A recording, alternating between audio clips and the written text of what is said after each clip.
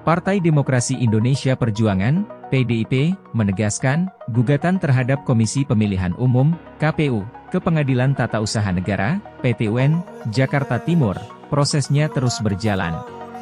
Hal itu ditegaskan Sekretaris Jenderal PDIP Hasto Kristianto merespons putusan Mahkamah Konstitusi, MK, menolak seluruh permohonan pasangan calon presiden dan wakil presiden nomor urut 3 Ganjar Pranowo Mahfud MD. Mula-mula, Hasto menyebut MK telah gagal menjalankan fungsinya sebagai benteng konstitusi dan demokrasi, atas putusan yang dibacakan. Namun mengingat sifat keputusannya yang bersifat final dan mengingat, maka PDI Perjuangan menghormati keputusan MK, kata Hasto di kantor DPP PDIP, Jalan Diponegoro, Menteng, Jakarta Pusat, Senin, 22 April 2024, malam. Hasto menyatakan itu setelah DPP PDIP menggelar rapat koordinasi nasional, Rakornas, membicarakan kepala daerah dan respons putusan MK. Meski menghormati putusan tersebut, PDIP ditegaskan terus berjuang menegakkan demokrasi dan konstitusi untuk mewujudkan pelaksanaan pemilu ke depan yang demokratis, jujur serta adil. Menurut PDIP, perjuangan itu terus ditempuh, salah satunya melalui upaya hukum di PT UN.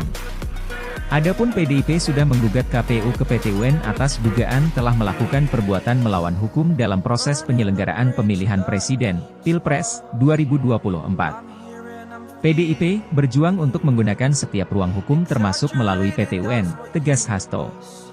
Sebelumnya diberitakan, tim hukum PDI Perjuangan resmi mendaftarkan gugatan terhadap KPU ke PT UN, Selasa, 2 April 2024.